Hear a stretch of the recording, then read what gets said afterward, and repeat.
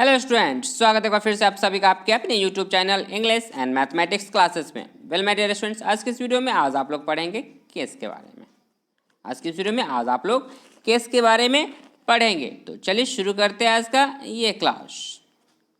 देखिए मेरे प्यारे विद्यार्थियों, आपके स्क्रीन पे यहाँ पे लिखे हुए केस के मुख्यतः 3 भेद हैं।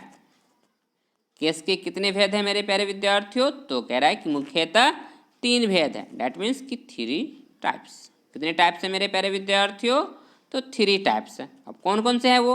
तो ये रहा, फर्स्ट में है नॉमिनेटिव केस, दूसरा है ऑब्जेक्टिव केस एंड तीसरा है मेरे प्यारे विद्यार्थियों पॉजेसिव केस। ये 3 क्या है? केस के प्रकार हैं। नहीं, कौन कौन से? तो nominative case, objective case and possessive case. सबसे फर्स्ट जो है मेरे प्यारे विद्यार्थी वो है नॉमिनेटिव केस। तो चलिए जानते हैं कि नॉमिनेटिव केस होता क्या है। तो ये रहा आपके स्क्रीन पे first nominative case.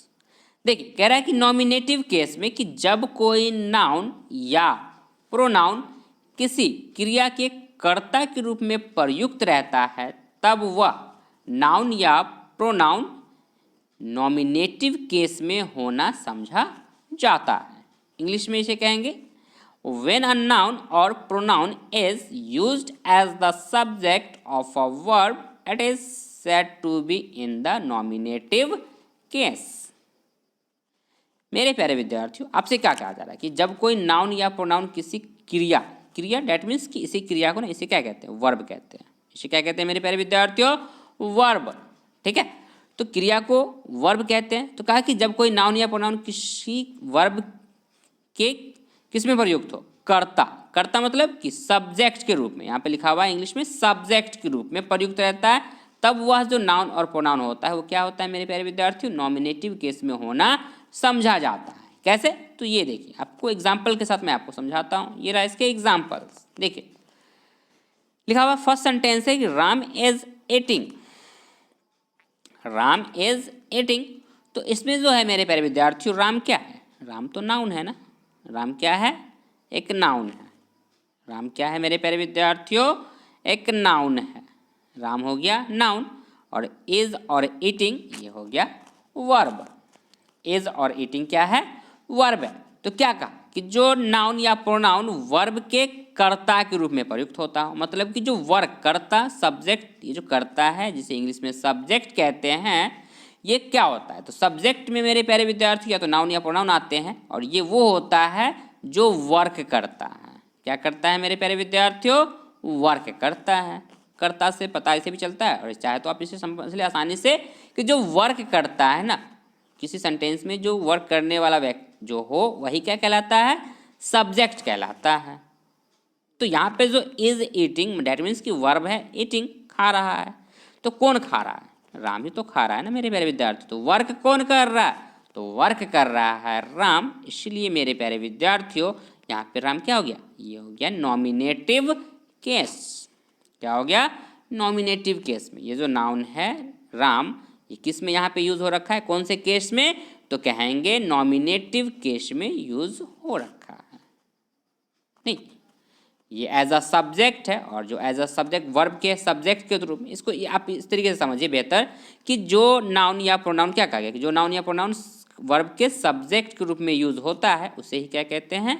Nominative case कहते हैं। मतलब उसे नॉमिनेटिव केस में समझा जाता है। ठीक है, सेकेंड देखिए सेंटेंस। तो कह रहा है कि cows eat grass. Cows eat grass. गाय क्या खा रही है? तो घास खा रही है। तो वर्क कौन कर रहा है यहाँ पे? आपको इस वर्ब का जो इट है वर्क कौन कर रहा है? तो वर्क तो कर रहा है मेरे प्यारे विद्यार्थियों कौन? काउज। तो यहाँ पे जो काउज हो गए वो क्या हो गया? ये हो गया नॉमिनेटिव केस। ये क्या हो गया? Nominative case. ठीक है, चलिए अब सेकेंड देखते हैं ऑब्जेक्टिव केस। देखिए अब आपके स्क्रीन पे ऑब्जेक्टिव केस कह रहा है कि जब कोई नाउन या प्रोनाउन किसी वर्ब या प्रीपोजिशन के ऑब्जेक्ट के रूप में रहता है तब वह नाउन या प्रोनाउन ऑब्जेक्टिव केस में होना समझा जाता है। इंग्लिश में कहेंगे व्हेन अ नाउन और pronoun is used as the object of a verb or preposition, it is said to be in the objective case. नहीं, कि जब कोई नाउन या प्रोनाउन किसी वर्ब या प्रीपोजिशन के ऑब्जेक्ट के रूप में, अब बात एक आती है कि ऑब्जेक्ट, और ऑब्जेक्ट पहले पता करेंगे तभी तो ऑब्जेक्टिव केस पता चलेगा ना मेरे प्यारे विद्यार्थियों। तो पहले तो सेंटेंस मैं आपको दिखाता हूँ। तो देखिए ये रहा आपके स्क्रीन पे 2 सेंटेंस। अब इसमें आपको सबसे फर्स्ट तो ये पता करना है कि ऑब्जेक्ट है या नहीं है, क्योंकि ऑब्जेक्ट होंगे तभी तो उसे ऑब्जेक्टिव केस में समझेंगे ना। क्या कहा कि जब कोई नाउन या प्रोनाउन किसी वर्ब या प्रीपोजिशन के किसके रूप में रहे, ऑब्जेक्ट के रूप में रहे। तो ऑब्जेक्ट कैसे पता करेंगे, तो ऑब्जेक्ट पता करने का तरीका ये है मेरे प्यारे विद्यार्थियों। मैं हमेशा कहता हूँ कि आप ना 2 वर्ड याद कर ले, एक है पहला है व्हाट और दूसरा है whom। अब इन 2 वर्ड को क्या करें, इसके वर्ब जो सेंटेंस गिवन है उसके वर्ब के साथ जोड़ ले। जैसे कि यहाँ पे है इट्स और यहाँ पे है लव्स। तो इन 2 ये जो वर्ब है ना इसके साथ क्या करें आप, तो या तो व्हाट का क्वेश्चन का आंसर ढूंढे या फिर whom का आंसर ढूंढे। इन दोनों का आंसर मिल रहा है तो वेरी गुड, अच्छी बात है। इनमें से किसी एक का भी आंसर मिल जा रहा है ना तो भी अच्छी बात, तब भी ऑब्जेक्ट उसमें है। जैसे कि फर्स्ट मैं कहूँ ही इट्स राइस में, तो यहाँ पे मैं आपको बताऊँ तो देखिए इस तरीके से लिखेंगे। मैं क्वेश्चन पूछता हूँ इट्स, क्या लिखा हुआ है इट्स, और क्वेश्चन लगा लीजिए व्हाट में कि इट्स व्हाट, नहीं क्या खाता है। इट्स व्हाट का हिंदी क्या कहेंगे, क्या खाता है। तो आंसर क्या है इस सेंटेंस में पढ़िए, तो कह रहा है कि ही इट्स राइस। तो बता रहा है ना मेरे प्यारे विद्यार्थियों क्या खाता है, राइस खाता है। तो आंसर क्या मिला इसमें, राइस। तो जब राइस आंसर मिल चुका है इसका मतलब क्या है मेरे प्यारे विद्यार्थियों, ये एक ऑब्जेक्ट है। और जब ये ऑब्जेक्ट के रूप में यूज हो रखा है, चूंकि राइस एक नाउन है और नाउन एक ऑब्जेक्ट के रूप में यूज है, इसीलिए इसे ऑब्जेक्टिव केस में समझेंगे। किस में समझेंगे मेरे प्यारे विद्यार्थियों, इसे ऑब्जेक्टिव केस में। बात क्लियर।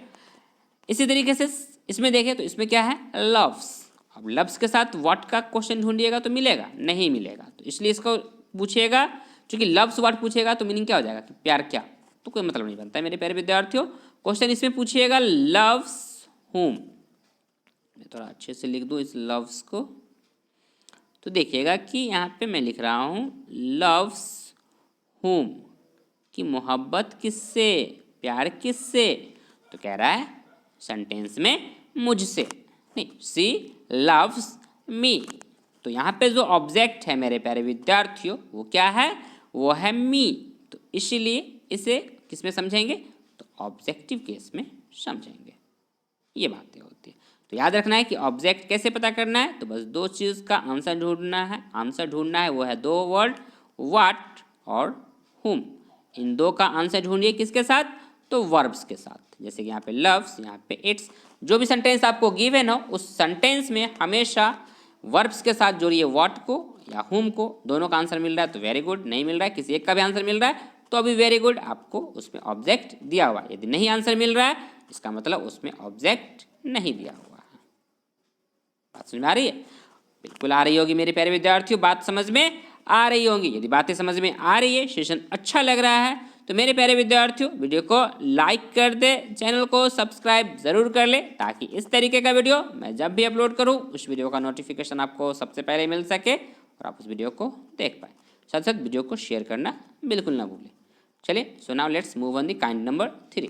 अब देखिए, अब आपके स्क्रीन पे काइंड नंबर 3, काइंड नंबर 3 में कह रहा है मेरे प्यारे विद्यार्थियों पॉजेसिव केस। क्या है लिखा हुआ, पॉजेसिव केस। पॉजेसिव केस में कह रहा है कि जब किसी नाउन या प्रोनाउन के रूप से अधिकार या संबंध का भाव प्रकट होता है तब वह नाउन या प्रोनाउन पॉजेसिव केस में होना समझा जाता है। इंग्लिश में कहेंगे when the form of a noun or pronoun is used to show possession or relation it is said to be in the possessive case। मतलब कि जब किसी नाउन या प्रोनाउन से अधिकार या संबंध का भाव प्रकट होता है तो क्या कहलाता है मेरे प्यारे विद्यार्थियों, पॉजेसिव केस में होना समझा जाता है। कैसे, ये देखिए आपके स्क्रीन पे रहे इसके एग्जाम्पल्स। फर्स्ट कह रहा है कि ही इज सोहन्स ब्रदर, नहीं किसी को बताया जा रहा है कि कोई है जो क्या है, कह रहा है कि सोहन्स ब्रदर मतलब कि सोहन का भाई है। तो सोहन का भाई डैट मीन्स यहाँ पे जो सोहन्स लिखा हुआ है मेरे प्यारे विद्यार्थियों, ये सोहन्स ये क्या है, पॉजिटिव केस में ये अधिकार जता रहा है, मतलब कि संबंध कह लीजिए, अधिकार कह लीजिए, नहीं ये एक्चुअली संबंध है। फिर कह रहा है सी इज़ माई सिस्टर, तो ये भी तो एक संबंध है ना कि वह मेरी बहन है। तो यहाँ पे जो माई है मेरे प्यारे विद्यार्थियों, ये क्या है, एक प्रोनाउन है, इसलिए यहाँ पे ये किसे कहेंगे, इसे पॉजिटिव केस में कहेंगे। माई क्या है यहाँ पे, तो पॉजिटिव केस, नहीं पॉजिटिव प्रोनाउन है, ये पॉजिटिव केस का प्रोनाउन और ये है पॉजिटिव नाउन। ओके, तो आई होप कि आपको ये बातें यहाँ पे समझ में आ गई होंगी। अब क्या है मेरे प्यारे विद्यार्थी, चूंकि अब तक आपने जो देखा वो सिर्फ देखा कि नाउन और प्रोनाउन ही जो थे वो तीनों केस में क्या थे, केस के तीनों जो काइंड थे, नहीं टाइप था, उसमें आपको क्या दिखा मेरे प्यारे विद्यार्थियों, तो उसमें आपको दिखा नाउन और प्रोनाउन, बस यही दो, नाउन और प्रोनाउन। तो देखिए नाउन और प्रोनाउन में बात ये है मेरे प्यारे विद्यार्थियों कि नाउन का ना फॉर्मेशन नहीं बदलता है। नाउन का फॉर्मेशन चाहे वो सब्जेक्ट के तौर पे हो, मतलब कि सब्जेक्ट कहने का मतलब ये है मेरे प्यारे विद्यार्थियों कि नाउन जो है वो नॉमिनेटिव केस, नहीं नाम नॉमिनेटिव केस में हो या ऑब्जेक्टिव केस में हो या फिर कौन से पॉजेसिव केस में हो, तीनों में नाउन तो नाउन ही रहते हैं, उसका कोई फॉर्म चेंज नहीं होता। लेकिन मेरे प्यारे विद्यार्थियों प्रोनाउन का फॉर्म बदल जाता है। कैसे बदलता है, तो इसका बदल जाता है जैसे कि आई यदि सब्जेक्ट के तौर पे, फिर मैं बोल रहा हूँ सब्जेक्ट, तो सब्जेक्ट मतलब ये है मेरे प्यारे विद्यार्थियों कि नॉमिनेटिव केस, सॉरी किसमें, नॉमिनेटिव केस में। तो आई यदि नॉमिनेटिव केस में है तो इसका जो ऑब्जेक्टिव केस होता है मेरे प्यारे विद्यार्थियों वो होता है मी, और पॉजिटिव केस होता है माई। जैसे कि यहाँ पे आप देख सकते हैं माई क्या है, पॉजिटिव केस है, ये मी हो जाता है मेरे प्यारे विद्यार्थियों ऑब्जेक्टिव केस, और ये आई होता है नॉमिनेटिव केस। तो चलिए अब मैं आपको बताता हूँ वो सारे प्रोनाउन जिनका फॉर्मेशन आप कैसे चेंज करेंगे, फिर देखते हैं उस फॉर्मेशन को। देखिए आपके स्क्रीन पे ये रहे इधर नॉमिनेटिव केस के सारे प्रोनाउन, ऊपर में लिखा हुआ भी है, यहाँ पे लिखे हुए पॉजिटिव केस, नहीं पॉजिटिव केस में दो होते हैं, पॉजिटिव एडजेक्टिव और पॉजिटिव प्रोनाउन, और तीसरा है यहाँ पे ऑब्जेक्टिव केस। तो मैं पहले आपको बताऊंगा नॉमिनेटिव और ऑब्जेक्टिव, ठीक है, समझिएगा ध्यान से देखिएगा। आई मेरे प्यारे विद्यार्थियों ये वो प्रोनाउंस है जो हमेशा सब्जेक्ट नॉमिनेटिव केस में यूज़ किए जाते हैं। जैसे ये यहाँ से यहाँ तक याद कर लीजिएगा, आई से लेकर दे तक कौन कौन से हैं, देखिए आई है, वी है, यू है, ही, शी, इट और दे, ये वो प्रोनाउन है मेरे प्यारे विद्यार्थियों जो हमेशा नॉमिनेटिव केस में यूज़ किए जाते हैं। ये हमेशा किस में यूज़ किए जाते हैं मेरे प्यारे विद्यार्थियों, तो नॉमिनेटिव केस में यूज़ किए जाते हैं, ठीक है। अब इसे आप देखें तो ये कभी भी आपको ना ऑब्जेक्टिव केस में नहीं दिखेगा। इसका ऑब्जेक्टिव केस क्या क्या हो सकता है, तो देखिए आई के लिए जो होता है मेरे प्यारे विद्यार्थियों, कुछ लाइन पर आई खिंचा गया तो मैं आपको फिर से बताऊं, तो आई के लिए जो ऑब्जेक्टिव केस यूज़ हमेशा किया जाता है वो होता है मी। वी के लिए होता है अस, चलिए मैं यहीं से ले चलता हूँ, यहाँ पार कर दिया मैंने अस। यू के लिए मेरे प्यारे विद्यार्थियों यू ही होते हैं ऑब्जेक्टिव केस। ही के लिए ऑब्जेक्टिव केस होता है हिम। शी का ऑब्जेक्टिव केस होता है मेरे प्यारे विद्यार्थियों हर, और इट का होता है इट, और दे का होता है देम, ठीक है। तो ये इसको अच्छे से आप याद कर लीजिएगा, ये इस तरफ है नॉमिनेटिव केस और ये है इसके ऑब्जेक्टिव केस। इसका बहुत ज़्यादा यूज़ है, क्या है मेरे प्यारे विद्यार्थियों, इसका बहुत ज़्यादा यूज़ है। यूज़ स्पेशली मैं बताऊँ आपको तो ये यूज़ होंगे ना नॉमिनेटिव केस और ऑब्जेक्टिव केस, ये जब आप एक्टिव एंड पैसिव वॉइस पढ़ेंगे ना, एक्टिव एंड पैसिव वॉइस, उसमें आपको ना काफ़ी ज़्यादा ये हेल्प करेगा। जब आपको याद होना चाहिए इसके नॉमिनेटिव केस और इसके ऑब्जेक्टिव केस, तो काफ़ी ज़्यादा उसमें ये आपको मदद करेगा। तो इसे अच्छे से याद कर लीजिएगा ध्यान से समझ के कि आई का मी, यू वी का अस, यू का यू, ही का हिम, सी का हर, इट का इट, दे का दे। ये तो हो गए नॉमिनेटिव और ऑब्जेक्टिव केस। अब देखिए यदि आई नॉमिनेटिव हो तो यदि पॉजिटिव में याद करना हो, मतलब पॉजिटिव केस यदि यूज़ करना हो तो उसमें यूज़ करेंगे माई, वी का आवर, यू का योर, ही का हिज, शी का हर, इट का इट्स, दे का देयर्स, ठीक है। और पॉजेसिव प्रोनाउन में यूज़ यदि करना हो तो आई के लिए माइन, वी के लिए आवर्स, यू के लिए योर्स, ही के लिए हिज, सी के लिए हर्स, इट के लिए तो नहीं है कुछ भी नहीं क्रॉस है, और दे के लिए देयर्स। अब मेरे प्यारे विद्यार्थियों मैं आपको कुछ इसके बारे में कुछ और स्पेशल बातें बताता हूँ पॉजेसिव एडजेक्टिव और पॉजेसिव प्रोनाउन के बारे में। क्या वो बातें हैं मेरे प्यारे विद्यार्थियों? तो ये बातें वो है, देखिए कि ये जो आपको दिख रहे हैं ना पॉजेसिव एडजेक्टिव, मेरे प्यारे विद्यार्थियों याद रखिएगा कि जितने भी पॉजेसिव एडजेक्टिव में जो भी प्रोनाउन आपको यहाँ पे यूज़ किए गए ना, क्योंकि एक्चुअली ये तो एडजेक्टिव ही कहा जा रहा है, नहीं क्या कहा जा रहा है, जब बात एडजेक्टिव की आ रही है, चूंकि यहाँ पे लिखा हुआ ही नहीं है कि पॉजेसिव प्रोनाउन, लिखा हुआ है पॉजेसिव एडजेक्टिव। अब जब ये एडजेक्टिव है इसका मतलब याद रखिएगा कि इसके साथ हमेशा नाउन आता है। माई के बाद आपको हमेशा नाउन दिखेगा, ये कभी भी अकेला यूज नहीं होता है। आवर कभी भी अकेला यूज नहीं होगा, इसके बाद कोई ना कोई नाउन चाहिए ही चाहिए। योर के बाद कोई ना कोई नाउन, हिज के बाद नाउन, हर के बाद कोई ना कोई नाउन, इट्स के बाद कोई ना कोई नाउन, या फिर कह ले देयर के बाद भी कोई ना कोई नाउन चाहिए। क्योंकि ऑब्जेक्टिव जो होता है मेरे प्यारे विद्यार्थियों, कहाँ होता है, उसका पहले से क्या होता है, नाउन से पहले या बाद। तो पहले का ये जगह है, इसलिए इसके बाद हमेशा आपको दिखेंगे कोई ना कोई नाउन। ठीक है, प्रोनाउन में देखिए तो इसका जो कुछ खास रूल है, 100% नहीं होते हैं लेकिन 99% ये आपके लिए वर्क करेगा, काम आएगा। ये काम इस तरीके से आएगा मेरे प्यारे विद्यार्थियों कि माइन यदि आपको कहीं भी दिखेगा तो ये सेंटेंस के अंतिम में दिखेगा। कहाँ दिखेगा मेरे प्यारे विद्यार्थियों? तो सेंटेंस के अंत में। ये मैं 99% कह रहा हूँ, 100% नहीं है।